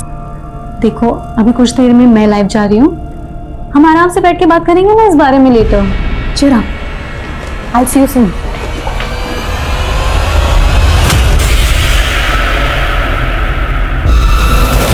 हाँ सर, माना कि मैं एक बांझ हूँ, लेकिन इसका मतलब ये नहीं कि मैं किसी और के बच्चे को मार दूंगी। देखिए, हम आप पर ऐसा कोई इल्जाम नहीं लगा रहे, पर हमने सुना है कि आप बच्चा पाने के लिए बहुत पूजा पाठ करती हैं, दूसरी विधियां करती हैं अपने इस मुंह बोले भाई के साथ मिलकर। हाँ, तो इसमें गलत क्या है? इस तरह की पूजा पाठ में बलि भी दी जाती है, इंसान की बलि। इंसानी नहीं, पशु की बलि दी जाती है इंस्पेक्टर साहब। शास्त्रों में शस्त्रों से ज्यादा शक्ति होती है, और इसी शक्ति की मदद से मेरी बहन को बच्चे की प्राप्ति होगी। ये बात मैं लिखित में दे सकता हूँ। महोदय, यदि आपने दोबारा हमारी बात काटने का कष्ट किया तो आपको हमारी शक्ति का परिचय होगा, और यह बात मैं भी लिख के दे सकता हूं। बलि के लिए बकरे कहां से लाए जाते थे, एक एक डिटेल देना हमें। तुम्हारे दिमाग में चल क्या रहा है मयूर? ना कोई कॉल, ना कोई मैसेज, ना कोई रिप्लाई। तुम कर क्या रहे हो? कितने दिनों से तुम्हें कॉल कर रही हूँ मैं। सुनीता, तुम समझने की कोशिश क्यों नहीं कर रही हो? तुम्हें पता है आप पुलिस आ रही है, बिना मतलब हम पर शक करेगी, बाल की खाल निकालेगी। तुम समझा करो ना, बस थोड़ा सब्र करो। मैं भी तुम अभी भी सुनीता के टच में हो। सुनीता, तुमसे ज्यादा घटिया और सेल्फिश बाप इस दुनिया में कोई नहीं होगा मयूर। Shut up! निकल जाओ यहां से और जाके रहो अपनी उस प्रेमिका के साथ। सुनीता से? जी सर, मयूर का पिछले 1 साल से सुनीता सिंह के साथ अफेयर चल रहा है। काव्या की मौत का कनेक्शन इस अफेयर से तो नहीं है? कहीं ऐसा तो नहीं है कि काव्या का पिता मयूर ही काव्या की मौत का कारण है?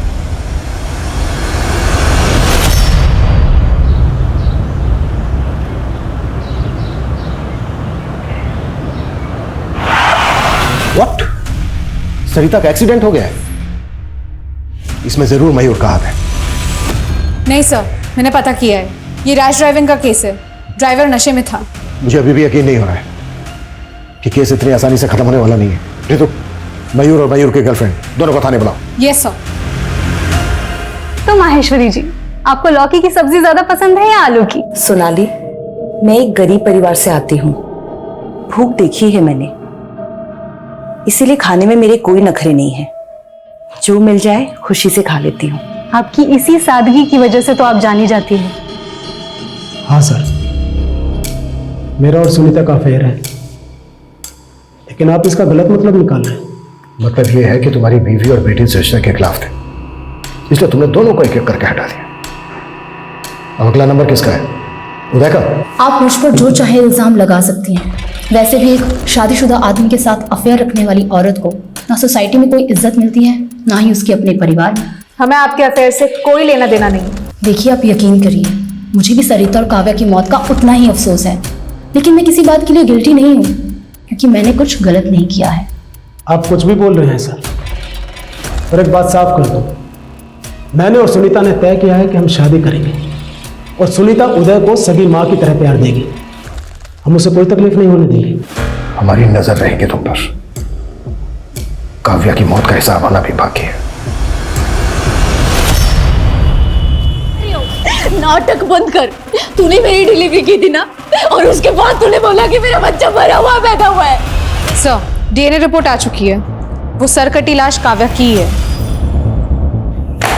पता था मुझे, लेकिन मयूर और उसकी गर्लफ्रेंड सुनीता के खिलाफ हमारे पास एक भी सबूत नहीं है जिससे हम ये साबित कर सके कि काव्या के मर्डर में उनका हाथ है।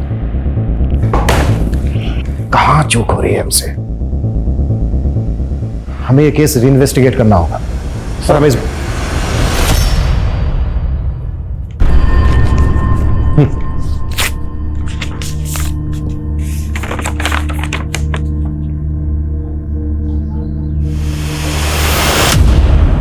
क्या हुआ सर? प्रमोशन लेटर है। कांग्रेचुलेशंस। पर सर, आप इतने परेशान क्यों हैं? 7 दिन के बाद ज्वाइन करना है। इसका मतलब यह है कि इस केस को सोल्व करने के लिए हमारे पास सिर्फ 7 दिन है। किसी भी हालत में इन 7 दिन के अंदर में केस सोल्व करना है। Yes sir.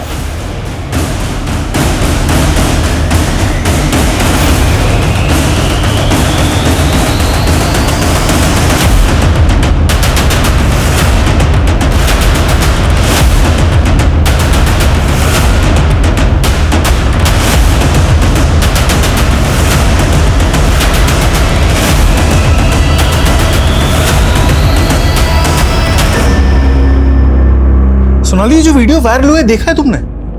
सबसे पहले इस औरत का बच्चा ऐसे छीन लिया और बाद में कह दिया कि बच्चा ही मरा हुआ पैदा हुआ है। आई एम श्योर ये जायदाद ग्रुप ऑफ हॉस्पिटल्स का इस स्कैम से कुछ ना कुछ कनेक्शन जरूर है। क्या दुष्यंत, जब देखो तुम काम की बात करते रहते हो। Let's talk about us. कितने दिन हो गए ना हमने अच्छे से टाइम स्पेंड नहीं किया।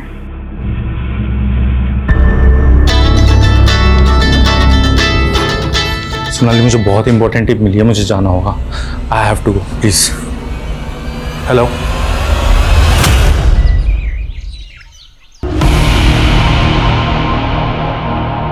राजा चल। भाग्यवान, अरे जल्दी आ जरा। ये गुड्डू है, आज से घर के सारे कामकाज यही करेगा। करेगा ना? बस ऐसी नजरें और सोच नीचे रखना। ये पिंजरा ही आज से तेरा मुकद्दर है। चल जा, जो ये बोलेंगे वो करना।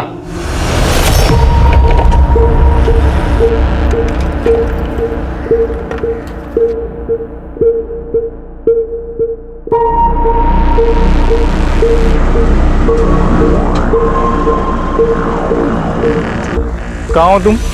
अभी आधा घंटा और लगेगा। तो फिर मुझे इतना जल्दी क्यों बुलाया? और तुमने उस लड़की की वो इन्फॉर्मेशन निकाली जिस लड़की का वीडियो वायरल हुआ था सनातन हॉस्पिटल का?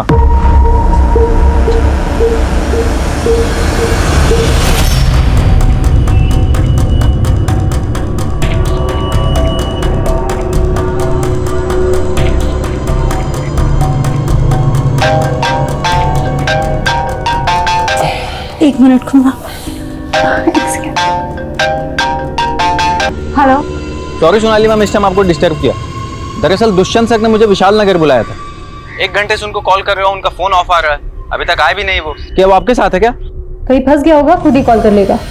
और हाँ, मैं मीटिंग में हूँ, मुझे दोबारा डिस्टर्ब मत करना। Okay ma'am.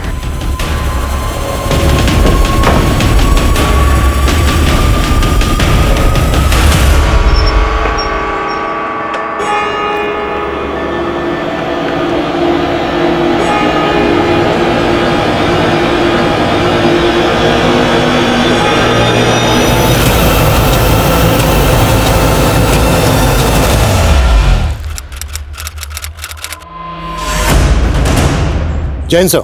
जय हिंद जिंदल। अब तक न्यूज़ चैनल का को फाउंडर दुष्यंत 2 दिन से मिसिंग है। आज उसकी वाइफ सोनाली, जो खुद चैनल की एडिटर है, उसका फ़ोन आया था मुझे। अब ये केस तुम हैंडल करोगे। जैन सर।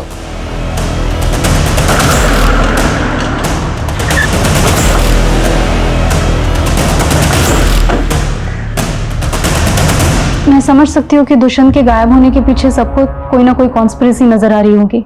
कई नेताओं, बिजनेसमैन, अधिकारियों को नाराज किया था उसने अपनी रिपोर्टिंग से। लेकिन ऑफिसर, ऐसा कुछ है नहीं। आपके कहने का मतलब यह है कि दुष्यंत अपनी मर्जी से कहीं चले गए? Yes officer. एक्चुअली वो कई दिनों से मुझसे ही नाराज था। इस नाराजगी की वजह?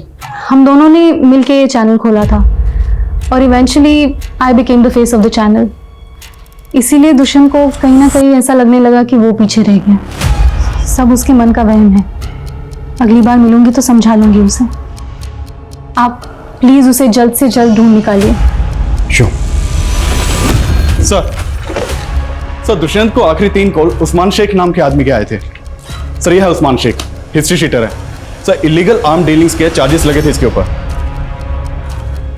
लेकिन दुष्यंत की बीवी सोनाली का कहना है कि दुष्यंत उनकी प्रोफेशनल अनबन की वजह से अपनी मर्जी से कहीं चला गया है। अगर उस्मान की इसमें इन्वॉल्वमेंट है तो दुष्यंत खतरे में है। Right sir. सर दुष्यंत का फोन जैतपुर रोड के पास स्विच ऑफ हुआ था। अभिषेक, उस एरिया की सारी सीसीटीवी फुटेज स्कैन करो, शायद दुष्यंत की कहीं बाइक स्पॉट हुई हो। सर।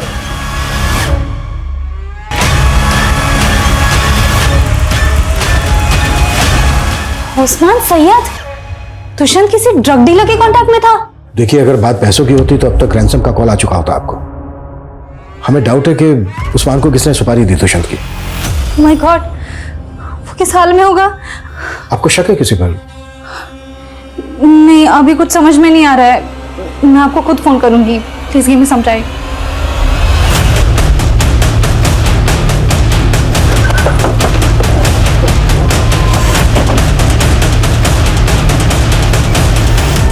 हम दुष्यंत को खोज रहे थे। लेकिन हमें इस लड़की की लाश मिली। पता करो कौन है ये लड़की। अदिति नाम है इसका।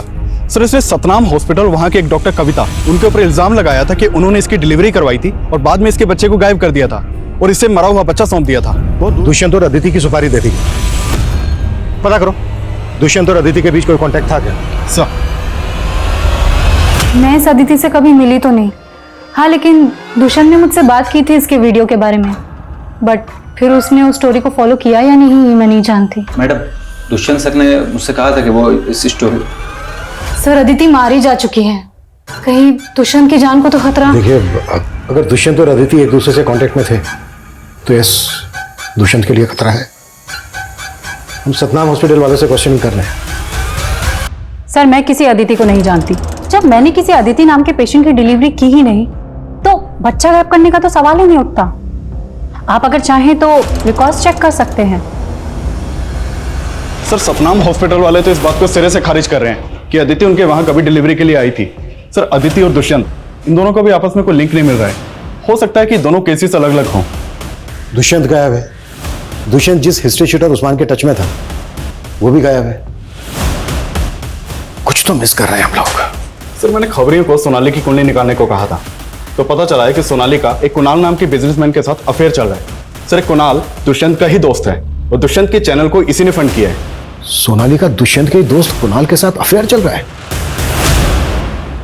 और एक बात, 2 महीने पहले दुष्यंत ने जयदत्त हॉस्पिटल में चल रहे स्कैम को एक्सपोज किया था। कहीं दोनों हॉस्पिटल्स का आपस में कोई कनेक्शन तो नहीं है? अपने खबरियों को जयदत्त और सतनाम हॉस्पिटल में काम पे लगा। पता कर कौन सा गोरख धंधा चल रहा है वहाँ। और ये अदिति की फैमिली का कब पता चलेगा?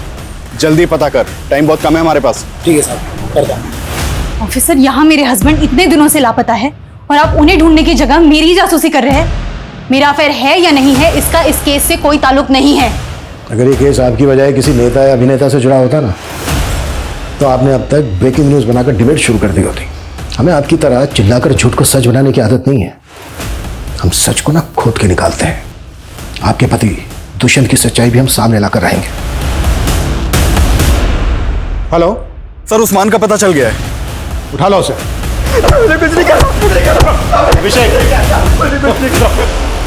साहब मैंने किसी को नहीं मारा, मैं तो दुष्यंत साहब के लिए कबरी का काम कर रहा था। क्या काम दिया था दुष्यंत ने तुझे? वो अदिति है ना जिसने सतनाम अस्पताल पर अपना बच्चा गायब करने का इल्जाम लगाया था, बस उसी के बारे में पता करने को बोला था।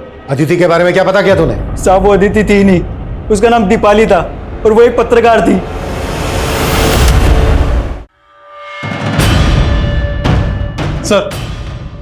सर उस्मान सही बोल रहा था। दीपाली और अदिति जिस अखबार के लिए काम करती थी उससे मेरी बात हुई।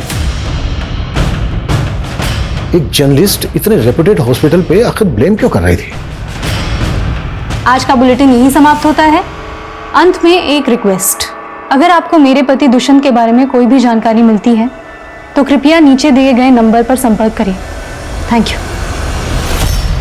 तो महेश्वरी सतनाम और जयदत्त इन दोनों हॉस्पिटल में साइलेंट पार्टनर है। Yes sir. और वो अब तक चैनल के एडिटर सोनाली, उसके भी काफी करीबी ताल्लुकात हैं महेश्वरी के साथ। मैडम के ऊपर करप्शन के कई चार्जेस हैं और मैडम की इमेज को क्लीन करने के लिए पूरे जोर शोर से लगी है सोनाली। महेश्वरी जी इस बार आपका इंटरव्यू आपके गांव में करेंगे, अपने पापा को भी साथ रखिएगा। हाँ, जनता के दिलों को छू जाते हैं ऐसे मोमेंट्स। जनता की नब्ज हम नेता तो मैंकर से ज्यादा समझते हैं, वो सब हम पे छोड़ दो। खैर ये बताओ, तुम्हारे पति दुष्यंत की कोई खबर मिली? लेकिन सर आप ही ने तो ये केस मुझे हैंडओवर किया था। देखिए सर, मैं इस केस को सॉल्व करने के काफी करीब हूँ। जिंदल, नो मोर आर्ग्यूमेंट्स। दुष्यंत का केस पांडे के हवाले करो और कल आकर मुझे हेडक्वार्टर में मिलो।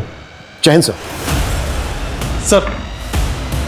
सर महेश्वरी मैडम के इस इलाके में लगभग 15 इलीगल प्रॉपर्टीज हैं और मैडम को बने हुए अभी सिर्फ 2 ही साल हुए हैं। ये देखिए सर। और मेरे पास सिर्फ 24 घंटे हैं। हेडक्वार्टर से कॉल आ गया है। जो लोग चाहते ही नहीं है मैं इस केस को लेके आ गया। This system is so.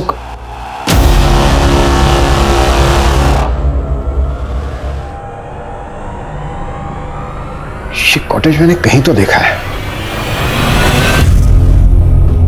ये पेंटिंग काव्या ने खुद बनाई थी?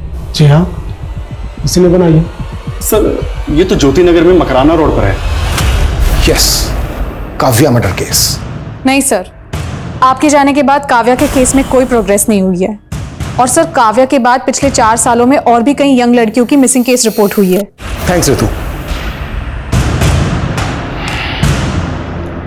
डीआईजी सर ने मुझसे एक केस तो ले लिया, लेकिन इत्तेफाक से मुझे 4 साल पुराना केस याद आ गया और मुझे लगता है इन दोनों केसेस का आपस में कनेक्शन है और ये कनेक्शन साबित करने के लिए हमारे पास सिर्फ आज का दिन है। आज के आज हमें ये केस क्रैक करना है।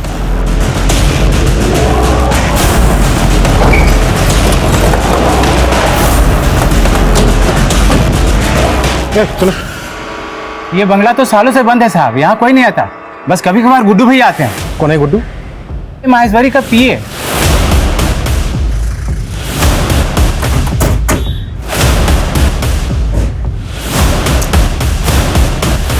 ट्रांसफर से जी नहीं भरा क्या, जो डिसमिस होने का मन बना लिया? मन की बात बाद में करते हैं, फिलहाल काम की बात करते हैं। क्यों जनक उर्फ गुड्डू, यही नाम है ना तेरा? इंस्पेक्टर, आपको शायद कोई गलत पे... आपकी बेनामी संपत्ति है ना, आपका वो फार्म हाउस मकराना रोड पर। इसकी करतूत के पक्के सबूत मिले हमें वहां पर।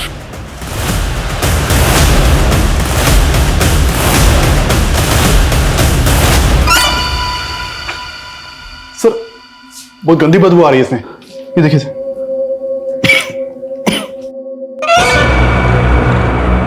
ये तो खून है सर। कुछ याद आया गुड्डू भैया? नहीं आया? कोई नहीं, हम याद दिलाते। ये सब का जड़ मेरा बाप है। वो चाहता था कि मैं पढ़ लिख के एक बड़ा आदमी बनूं, लेकिन क्या करता सर, मेरे इस भेजे में कुछ घुसता ही नहीं कभी। परेशान हो गया था उसकी मार खाते खाते। एक दिन में दिमाग खसक गया मेरा और मैंने अपने बाप को ही मार दिया। प्रमोद, बड़ी तेज बुद्धि थी उसकी सर, मुझे अपने साथ अपने घर ले गया। ये सब महेश्वरी के कहने पे किया ना तूने? नहीं, महेश्वरी मैडम को तो पता ही नहीं है कि उनके पति को किसने मारा। कभी मुझ पर शक भी नहीं हुआ। और महेश्वरी मैडम और बड़ी सयानी औरत निकली होगी, दिमाग लगाकर बन गई, लेकिन मुझे बड़ा मानती है वो, इसलिए उसकी सेवा करता हूँ और मेवा खाता हूँ। काव्या को किसने मारा? काव्या अक्सर आती थी फार्म हाउस पे, देखते ही पसंद आ गई मुझे। अच्छी कलाकार थी, साइकिल भी बढ़िया चलाती थी, अच्छी लगी तो उठा लिया उसको। वो पत्रकार दुष्यंत, उसको भी मैंने ही मारा था, मैडम की जासूसी कर रहा था। अचानक फार्म हाउस पहुंच गया, कुछ तो ढूंढ रहा था वो और रास्ते से हटा दिया। और अदिति? अदिति को भी तू नहीं मारा? अदिति नहीं, दीपाली। हाँ दीपाली, दीपाली को तू नहीं मारा? उससे मेरा कोई लेना देना नहीं था सर, ये काम मैंने महेश्वरी मैडम के लिए किया। हैरान करके रखा था उसने मैडम को। वो न्यूज रिपोर्टर थी, अरे हॉस्पिटल पे इंक्वायरी बिठाना था उसको। वो जो नवजात बच्चे गायब हो रहे थे, उसके स्कैम को एक्सपोज करना चाहती थी वो। अब तक टोटल कितने लोगों को मारा है तूने? 30। पूरी गिनती रखता हूं सर। जो दिमाग है ना, बहुत तेज हो गया मेरा। मगज का जूस पीकर। मगज का जूस पीकर मतलब? जिस किसी को मारता हूं ना, उसकी खोपड़ी अलग करके एक ज्योतिष मिले थे मुझे। उन्होंने मुझसे कहा किसी होशियार इंसान को मारकर उसके भेजे का जूस बनाकर रसपान कर लो, उसका सारा प्रभाव तुम हासिल कर लोगे। बस वही किया हमने सर। इंसान नहीं, इंसानों के नाम पर हैवान है तू। इंसानों को निगलने वाला दानव। तेरे जैसे दानवों की समाज को कोई जरूरत नहीं है।